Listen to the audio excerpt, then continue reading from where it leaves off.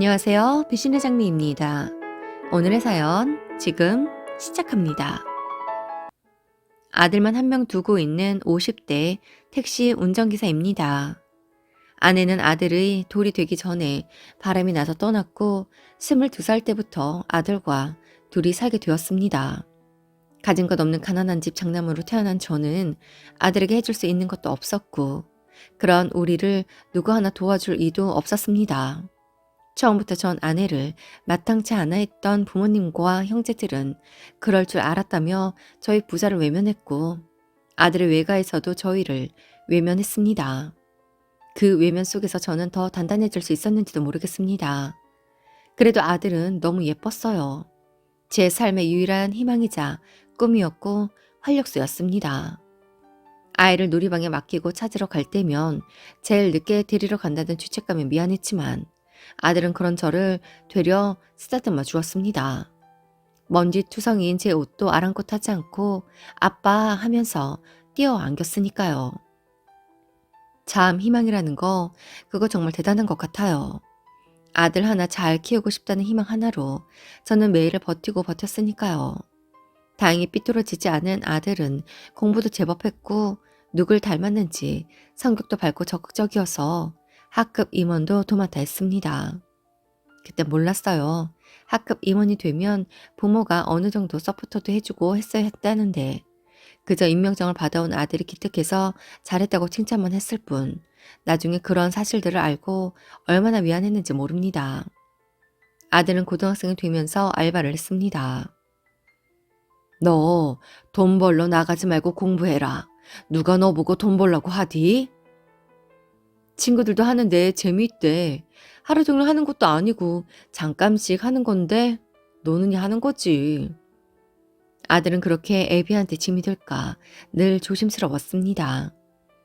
우리의 삶이 그렇게 녹록하진 않았지만 참 행복했던 것 같아요. 사춘기도 없었는지 늘 밝던 우리 아들.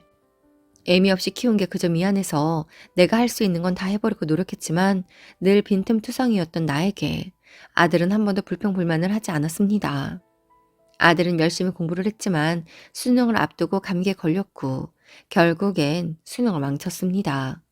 그로 인해 원하는 대학에 들어갈 수 없게 되었고 목표했던 대학보다 낮은 장학금을 받을 수 있는 지방대를 선택을 하더라고요. 그냥 재수해서 네가 가고 싶은 대학 가면 되지. 평생을 위해 1년을 투자 못해. 너 재수시킬 돈 없을까 봐? 걱정 마라. 아무 생각하지 말고 재수해. 이 집에서 공부가 안 되면 고시원이라도 아빠가 한번 알아볼게. 고시원은 무슨... 죄송해요. 편입을 해도 되고 방법은 많으니까 그냥 올해 대학 갈게요. 지방대도 괜찮아. 내가 안 괜찮아 이 녀석아. 내가 한이 될 것 같아서 그래. 아들은 그렇게 재수를 시작했습니다. 그리고 원하는 서울권 대학에 들어갔습니다. 그동안 알뜰히 모아둔 돈으로 아들이 등록금을 내러가는 날 아들과 함께 패밀리 레스토랑이라는 곳을 가봤네요. 그 녀석도 처음인지 서툴렀고 저 역시 서툴렀습니다. 누구는 가족 외식으로 생일 때마다 가고 그 나이 때 아이들은 친구들끼리도 3355 가고 한다는데 참 미안했습니다. 아들은 공부를 열심히 했고 짬짬이 알바도 해서 제 용돈만은 벌어 썼습니다. 어떻게 내 삶에 저런 보석 같은 아들이 왔나 싶은 마음에 매일이 벅찼고 힘든 일도 전혀 힘들지 않았어요. 이후 아들은 군대를 다녀오고 취업도 하고 의젓한 사내가 되어가고 있었습니다. 택시 기사들이 손님 태워주며 이런저런 이야기하는 거 저 그런 거 싫어했거든요. 상대방이 어떤 기분일지도 모르는데 주저리 하는 거 그거 말이에요. 아들이 국내 대기업에 취업했을 때 탑승하는 제 또래 손님들만 보면 이리저리 눈치를 보다가 우리 아들이 대기업에 취직을 했다고 떠들어댔습니다. 그러면 고맙게도 손님들은 모두 제게 축하한다고 하였지요. 제가 쉰이 되던 해 그만 교통사고가 났습니다. 저는 그 사고로 다리가 불편해져 버렸습니다. 걷는 건 크게 무리가 없었지만 다리를 절게 되었어요. 사고 후 혹여나 아들에게 짐이 될까 밝은 척을 했고 택시 일을 하는데 무리가 없었기에 계속 운전 일을 한다고 했는데 아들은 반대를 하더군요. 아빠가 운전하다가 그렇게 되었는데 내가 다시 운전을 하라고 할 것 같아요? 하지 마세요. 내가 이제 쉰인데 이렇게 먹고 놀라는 거야? 이런 다리로 누가 취직이나 시켜준대? 그래도 운전하는데 무리가 없어. 왼다리라. 힘이 안 들어가는 것도 아니고 남들이 볼 때 조금 불편하지. 나는 생활하는데 하나 불편한 거 없다. 제가 다시 운전을 하는 것에 대해 아들과의 감정의 골이 있었지만 저는 다시 일을 시작했습니다. 그렇게 우리는 다시 안정을 찾았습니다. 아들이 30이 되던 해 결혼을 하겠다고 합니다. 얼마나 기뻤는지 몰라요. 아들이 며느리 될 아이를 소개했을 때 얼마나 두근거렸는지도 모릅니다. 제 엄마에 대한 트라우마로 결혼할 생각이 없을까 걱정이 되기도 했고 여자친구라도 만나는 걸 한 번도 본 적이 없어서 걱정을 했는데 정말 예쁜 아가씨였습니다. 상냥한 데다 부티가 나 보이기까지 하더군요. 그렇게 며느리 될 아이를 만나고 얼마 지나지 않아 상견례 날짜를 잡았습니다. 아들의 상견례라고 생각을 하니 어찌나 떨리던지. 그런데 아들의 상견례 날을 며칠 앞두고 일정이 미뤄졌다고 하더군요. 여자친구네 집에 일이 있나 봐요. 일정을 좀 미루자고 하시네요. 그래, 안 좋은 일은 아니어야 할 텐데. 그렇게 한 보름쯤 지났을까요? 모르는 번호로 전화가 한 통 옵니다. 바로 며느리 될 아이더군요. 아버님, 혹시 언제 시간이 되세요? 제가 만나 뵙고 드릴 말씀이 있어서요. 그런데 오빠한테는 비밀로 해주시면 좋을 것 같아요. 사실 그 전화가 썩 반가운 건 아니었어요. 무슨 말을 할지는 모르겠지만 그냥 좋은 이야기는 아닐 것 같았거든요. 다음 날 며느리 될 아이를 만났습니다. 아버님, 정말 죄송한데요. 저희 집에서 결혼을 반대하고 있어요. 아, 그래요. 우리 아들이 왜 마음에 안 드셨을까? 그쪽 부모님을 만나 뵈었다고 했는데 그때 실수라도 했나요? 아니요. 오빠 자체는 너무 마음에 들어 하세요. 직업도 그렇고 오빠가 훤칠하기도 하잖아요. 저희 집이 사업을 해요. 그래서 제 입으로 이런 말을 하기 좀 그렇지만 여유롭게 잘 사는 편이기도 해요.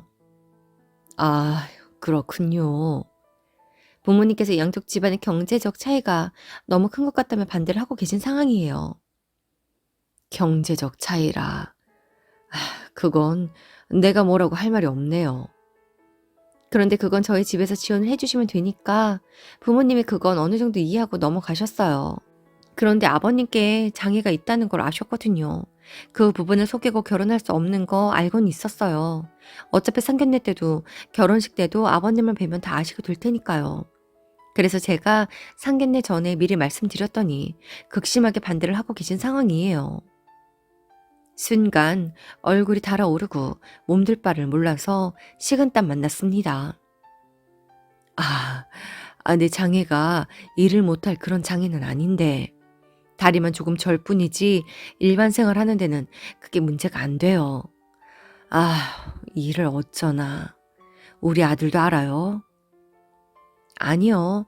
저도 부모님께 그렇게 말씀드렸는데 부모님이 너무 반대를 하세요. 결혼을 하고 싶거든 아버님께 각서 하나를 받아오라고 하시더라고요. 죄송해요. 이런 부탁드려서요. 그런데 저 오빠랑 절대 헤어질 수 없어요. 결혼하고 싶어요, 아버님. 도와주세요. 며느리는 제게 종이를 한 장 내놓았습니다. 그리고는 생각을 해보고 연락을 달라고 하며 연신 죄송하다며 꾸벅이며 도망가듯 나가더라고요. 각서요. 아들에게 경제적으로 기대지 않는다라는 내용의 각서였습니다. 헛 웃음이 나더라고요. 내가 이런 식으로 아들에게 짐이 되는구나 싶은 마음에 힘이 들었습니다. 아들에게 이야기를 할 수도 없었고 그렇다고 못난 애비가 되어 그 각서에 사인을 해 며느리가 될 아이에게 줄 수도 없었습니다. 그렇게 하루 이틀 지나고 일주일이 지나고 보름이 지나며 고민을 하는데 아들이 아빠, 나 헤어졌어요. 왜? 왜 헤어졌어? 무슨 문제 있어? 그쪽에서 너랑 결혼 못 하겠대? 왜? 아니에요. 그냥 성격이 잘 안 맞는 것 같고 나한테는 버거운 사람인 것 같아서. 네가 뭐가 어때서 버거워? 내가 문제지. 내 장애 때문에 또 뭐라고 하든? 내가 각서 안 써줘서 그런다디? 각서요? 무슨 각서요? 제가 각서를 주지 않아 사단이 났나 싶어 저도 모르게 나온 말에 아들은 캐 물었고 말 실수를 어떻게든 감추려고 했지만 결국 아들에게 그 각서를 보여주게 되었습니다. 그 각서를 본 아들은 분노를 하며 뛰쳐나갔고 저는 아들을 잡고 말렸습니다. 그러다 아들을 따라 그 집까지 가게 되었네요. 그렇게 상견례 자리가 아닌 아들의 여자친구 집에서 우리는 다 같이 만나게 되었습니다. 당신들이 뭔데 우리 아버지에게 이런 각서를 내밀어? 너 이런 거 우리 아빠한테 내밀고도 나랑 결혼할 생각이었어? 아이고, 그걸 아들한테 쪼르르 이야기했어요. 안 그래도 자네가 얘한테 헤어지자고 했다며. 네가 뭐가 더 낫다고 이 먼저 얘한테 헤어지자만의 꼴값이야? 그래, 헤어져. 결혼은 비슷한 집안끼리 하는 거야. 집안이라고 할 건 덕지라도 있어야지. 편부의 장애인에. 아휴, 정말 집안 망신이 없다 없어. 그 말을 듣고 온 아들은 눈을 뒤집혀 소리를 지르며 따져들었고 아들의 여자친구는 제 엄마 뒤에서 울고만 있더라고요. 그런데 옆에서 듣고만 있던 아들의 여자친구 애비 되는 사람이 흥분해서 따져묻는 아들의 뺨을 때리더라고요. 어디서 근본도 없는 놈이 행패야 행패가! 내가 사람 하나 보고 그래도 허락을 했는데 아주 못쓰겠구만. 순간 제 눈이 돌아 아들을 제치고 성큼성큼 다가가 그 애비놈의 뺨을 후려쳤습니다. 어디 남의 귀한 자식을 때려? 누구 앞에서 때려? 니네가 뭐 대통령쯤 돼? 아니 대통령이면 이래도 돼? 어디 그깟 더러운 돈 좀 가지고 있다고 사람을 무시하고 괄시를 해? 나도 한 번 안 때리고 키운 자식이야. 어디 내 앞에서 내 아들을 때려? 나도 이 결혼 못 시켜. 이런 깡패 같은 인간 같지 않은 집안에 우리 귀한 아들 어떻게 대할 줄 알고 결혼을 시켜? 그 길로 아들을 데리고 나오는데 나가는 우리의 뒤통수에 대고 엄마라는 사람이 그러더라고요. 장애인 주제에 어딜 감히? 아들이 발끈하게 손을 꽉 잡고 제가 차라리 다리 병신이 낫지. 당신들처럼 정신상태가 병신인 것보다는 보아하니 가진 건 돈뿐이고 인성도 쓰레기고 정신상태는 더 말할 것도 없는 쓰레기인 것 같은데 내가 이런 집에 우리 아들 장가 보냈을 생각하니 아주 아찔하네. 내 다리가 이 모양인 거 한 번도 고마운 적이 없는데 오늘은 참 이 다리가 고맙네 고마워. 하마터면 우리 아들이 이런 쓰레기들과 가지고 되었을 거 아니요. 그렇게 아들과 나왔습니다. 아들은 죄송하다고 고개를 들지 못했지만 전 정말 처음으로 장애가 된 이 다리에 고마웠습니다. 그 일 이후 아들은 다시 마음을 잡고 생활을 하고 있습니다. 저 이 장애 하나도 부끄럽지 않아요. 마음이 장애인 사람을 보니 이런 신체적인 장애는 아무것도 아니더라고요. 아들에게도 그렇게 이야기했습니다. 나는 너한테 하나도 미안하지 않으니 너도 나한테 미안하지 말라고요. 나중에 알게 되었지만 아들이 여자친구와 헤어지게 된 이유가 여자친구가 결혼 계획을 세우는데 자신과 삶의 가치가 너무나 다르고 너무 부모님께 의존하는 모습 때문이었다고 하더군요. 서울에 30평대 아파트 아니면 안 되고 집은 부모님에게 도와달라고 할 작정이고 가정 가구를 보는데도 너무 사치스러운 모습에 자신이 감당할 수 없을 거라는 생각에 이별을 생각했다고요. 아들이 겪지 말아야 할 사건을 겪어 너무 마음이 아프지만 그렇게 더 단단해질 수 있을 거라고 생각합니다. 아들에게 물었습니다. 너 결혼할 생각이 아예 없어진 건 아니지? 결혼 언젠간 해야죠. 나한테 꼭 맞는 짝 나타난다면 말이에요. 나 닮은 손주 아버지한테 안겨드리는 게 내 소원이니 걱정 마시고 오래오래 건강하게만 사세요. 오늘도 함께 해주셔서 감사합니다. 지금까지 배신의 장미였습니다.